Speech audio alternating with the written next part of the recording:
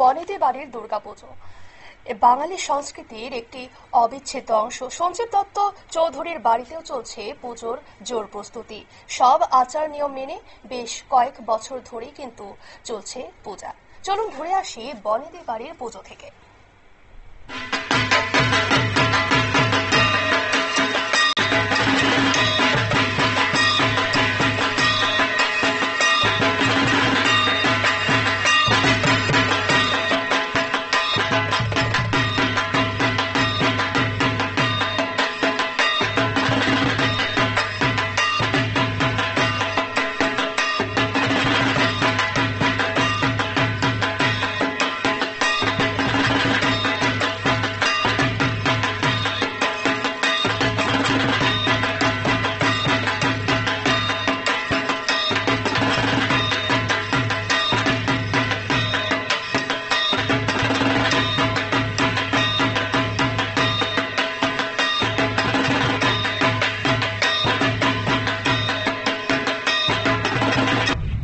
বাঙালিদের সব থেকে বড় উৎসব হচ্ছে দুর্গাপূজা। ৩৬৫ দিন অপেক্ষা করে থাকি আমরা এই দুর্গাপুজোর জন্য। কিন্তু এবছর বা বেশ কয়েক বছর ধরে দেখা যাচ্ছে যে দুর্গাপূজা মানে একটা থিমের বাহার। চাকচিক্য, আলো থেকে শুরু করে সব ক্ষেত্রেই যেন একটা থিমের দৌড়াদৌড়ি। কিন্তু তার মধ্যেও ঐতিহ্য সংস্কৃতি বজায় রেখে এখনো আলাদা জায়গা করে নিচ্ছে বনেদি বাড়ির পুজো। বনেদি বাড়ির পুজো শুধুমাত্রই যে দুর্গা উৎসব বা উমাকে পূজা করা তা কিন্তু নয়। ঐতিহ্য সংস্কৃতি বজায় রেখে একান্নবর্তী পরিবার কিভাবে একটি পুজোয় সামিল হতে পারে তার জন্য এক অন্যতম উদাহরণ দেয় এই বনেদি বাড়ির দুর্গাপুজো। আমাকে পরিচয় দিতে হবে না, রাজ্যের একজন সুপরিচিত বিশিষ্ট ব্যক্তি আমার সাথে রয়েছে যার বাড়িতে এই দুর্গা উৎসব হচ্ছে। তাই আমি জানবো প্রথমে কত বছর চলছে এবার। আমি 2019 সালে, আচ্ছা তার আগে যে কথাটা বলিনি ভুলে যাব, সর্বপ্রথমে হচ্ছে আমি নিউজ ভ্যানগার্ড চ্যানেলের আমার যত দাদা ভাই বন্ধুরা, ছোট বোনরা, ভাইরা আছে তাদের সবাইকে আমি শারদীয়ার প্রীতি ও শুভেচ্ছা জানাই।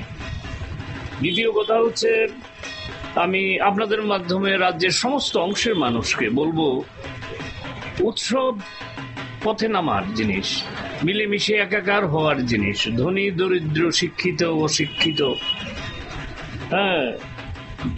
ধনবান নির্ধন, সবাই একসঙ্গে পথ চলাই হচ্ছে উৎসবের মূল আমেজ।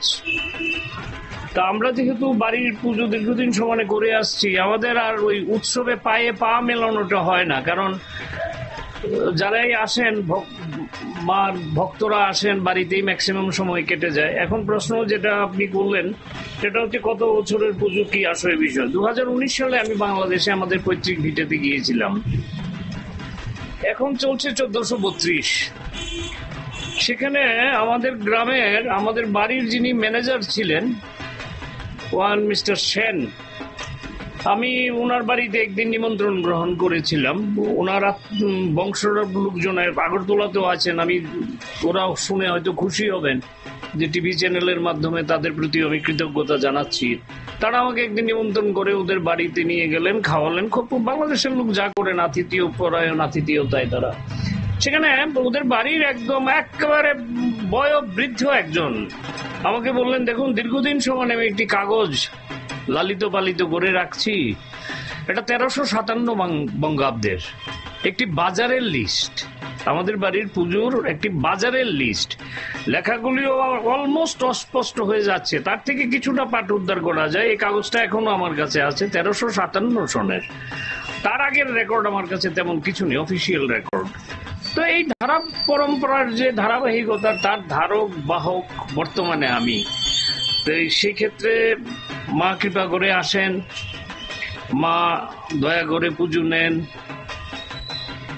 মানে রাজ্যের বিভিন্ন অংশের মানুষ, মানে আমি এই ক্ষেত্রে যেটা উৎসবের যে মূল যে স্পিরিট, আমি যেটা ব্যক্তিগতভাবে মনে করি, আমাকে যারা কোন প্রয়োজনে রিস্কা দিয়ে ঘোরায়, সে যেমন নিমন্ত্রিত থাকে আমার বাড়িতে। রাজ্যের যিনি কর্ণধার উনিও আমার বাড়িতে নিমন্ত্রিত থাকেন, আমার হাইকোর্টের জাজরা নিমন্ত্রিত থাকেন, আমার আইনজীবী বন্ধুরা নিমন্ত্রিত থাকেন। অতি সাধারণ মানুষ থেকে এলিট অব দি সোসাইটি আমি তো রাস্তায় মিলে গিয়ে পারছি না, কারণ বাড়ির পুজোর কারণে পথে পথ মিলানো, পায়ে পা মেলানো। তো সেই ক্ষেত্রে আমার বাড়িতে এসে তারা আমাকে কৃতজ্ঞতার বন্ধনে আবদ্ধ করেন না। আমি প্রতিবার পুজোর আগে তাদের দরজায় যাই, এটা আমার ক্যারেক্টার। অনেকে খুব বিরক্ত হন, আপনারাও মিডিয়াও আসেন আমার এখানে, এটা আপনাদের বদান্যতা। আপনারাও খুব বিরক্ত হন, আমি বারবার কেন যাই, যে আসবেনই পুজোতে, আসতেই হবে, না আসলে কিন্তু খুব বিরক্ত হবো, রাগ হবো, অভিমান হবে। তো ওরা আসেন, এটা তাদেরও বদান্যতা। আপনারা সবাই আসেন, বিভিন্ন মিডিয়ার লোকজন আসেন। তো দীর্ঘদিনের পুজো যেটা চলে আসছে, সেটার আমি আমার তরফ থেকে, মানে ধরুন মা আমাকে যতটুকু সামর্থ্য দিয়েছেন, আমাদের পরিবারকে যতটুকু সাফল্য দিয়েছেন, সেই সাফল্যতার নিরিখে আমরা আপ্রাণ চেষ্টা করি, আমাদের বাড়ির সবাই আপ্রাণ চেষ্টা করি যে পুজোটাকে সত্যিকার অর্থেই নৈবেদ্যের আকারে আমাদের ভক্তি, শ্রদ্ধা, ভালোবাসা, আমাদের বিনম্র নিবেদন মায়ের চরণে নিবেদন করার। এবং এই সময়টায় বা বর্তমান প্রযুক্তির যুগে দাঁড়িয়ে আমরা দেখতে পাচ্ছি যে পরিবার ছোট হচ্ছে, বা অনেক ক্ষেত্রে দেখা যায় যে ছেলে মেয়েরা থাকছে না বাড়িতে, বহিরাজ্যে কাজ সূত্রে থাকছে।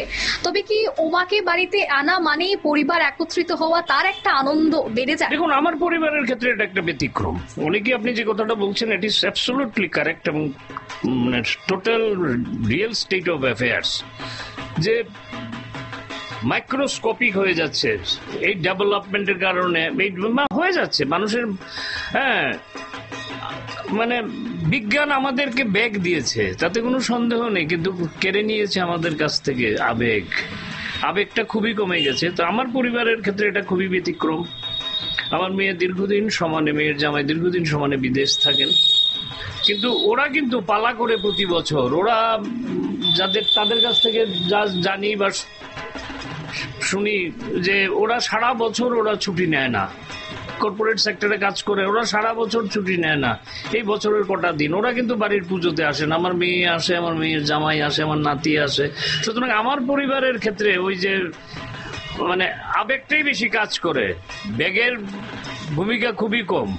যদিও ওরাও কর্পোরেট সেক্টর, ওদের lifestyle is so fast then that of me, I can say fairly. তো ওরা তো এটা মেনটেন করছে। সুতরাং আমার পরিবারের ক্ষেত্রে আমি বলবো ওটা ব্যতিক্রম। এটা বলবো আর কি। অর্থাৎ বনেদি বাড়ির পুজো আমরা বিভিন্ন জায়গায় দেখাই, এবং আজকেও আমরা চলে এসেছি। এবং যেহেতু পূজা আর মাত্র একটি দিন বাকি, তারপরেই কিন্তু উমা পূজিত হবেন, তাই তার আগের বিশিষ্ট ছবি আমরা দেখাচ্ছি। তবে আমি একটু প্রতিমাটা দেখাবো। অপূর্ব সুন্দর মা দুর্গা সেজে উঠেছেন, এবং কিছু মুহূর্তের অপেক্ষা, কয়েক ঘন্টার অপেক্ষা, তারপরে কিন্তু পূজার্চনা শুরু হয়ে যাবে। অলংকার থেকে শুরু করে, গয়নাগাটি থেকে শুরু করে সব ক্ষেত্রেই কিন্তু মা দুর্গা সেজে গেছেন। এবং প্রত্যেকটা বাড়ি থেকে শুরু করে রাস্তাঘাট, এবং আমরা দেখতে পাচ্ছি বিভিন্ন জায়গায় কিন্তু আনন্দ ঘন পরিস্থিতি, আনন্দ ঘন ছবি আমরা দেখতে পাচ্ছি। অর্থাৎ দুর্গাপুজো যে শুধুমাত্রই, উনি বলছিলেন যে একটি পুজো নয়, তার সাথে একটি আবেগ জড়িয়ে রয়েছে। একদমই কিন্তু তাই, আবেগের সাথে এবং আনন্দের সাথে কিন্তু আমরা এই দুর্গা উৎসবটি পালন করছি, এবং বনেদি বাড়িতেও পালন হচ্ছে। আমি আরেকজনের সাথে কথা বলবো। এই যে দুর্গা উৎসব পালন করছে, বিশেষ করে পুজো মানে মা বোনেদের একটা আলাদা কাজের একটা চাপ থাকে, কি বলবেন? নমস্কার, আপনাদের মাধ্যমে আমি সবাইকে জানাই শারদীয়ার প্রীতি এবং শুভেচ্ছা। আমার ক্ষেত্রে এই বাড়ির পুজো হলো, বুনিয়াদি বাড়ির পুজোর মধ্যে হয় যে জিনিসটা, সেটা হলো আবেগটাই সব থেকে বেশি থাকে, শ্রদ্ধা, ভক্তি, আবেগ। বারোয়ারি বাড়ির পুজো, বারোয়ারি যে পুজোগুলো হয় সেগুলোর আয়োজন সাড়ম্বর অনেক বেশি থাকে, কিন্তু সেখানে যে আবেগ, আত্মীয় স্বজন, বন্ধু বান্ধবকে নিয়ে আনন্দ করা, রাতভর জেগে থাকা, সেটা বুনিয়াদি বাড়ির পুজোতেই হয়, যেটার মধ্যে আমরা অনেকটা মুহূর্ত কাটাই। সারা বছরের অপেক্ষা, সারা বছরের ছোট ছোট জিনিস থেকে, ছোট ছোট মুহূর্ত থেকে, এইবার ওটা, সেই জিনিসগুলো আমার কাছে মনে হয় অনেক বেশি। যারা খুবই ভাগ্যবান হয়, যাদের নিজেদের বাড়িতে পুজো হয়, আমিও হলাম তাদের মধ্যে একজন, যার নিজের বাড়িতেই পুজো হয়। তাই আমার জন্য উমা বাড়িতে আসাটা সাথে সাথে আমারও বাড়ি ফেরাটা। একদমই। এবং আমি কিছুক্ষণ আগে আলোচনা করছিলাম, যেহেতু বাড়িতে পুজো হয়, এবং বাড়িতে পুজো মানে বাড়িতে বিভিন্ন কাজ থাকে, পুজো দেখতে বেরোতে যাওয়ার হয় না, এটা কি কোনোভাবে মিস করা হয় নাকি আনন্দের সাথেই বাড়িতেই পুজোটা সেলিব্রেশন? আনন্দের সাথে হ্যাঁ, আমি হয়তোবা বাড়ির বাইরে গিয়ে পুজোটা দেখতে পারি না, কারণ পুজোর মধ্যে আমি বাড়িতেই কাজকর্ম নিয়ে ব্যস্ত থাকি, কিন্তু ওই কাজটার মধ্যে কোনোদিন টায়ার্ডনেস আসে না। যারা বাইরে ঘুরে বেড়াতে পারে বা ঘুরে পুজো দেখতে পারে, যেটাকে প্যান্ডেল হপিং আমরা বলি, সেটা আমার হয়তোবা হয় না।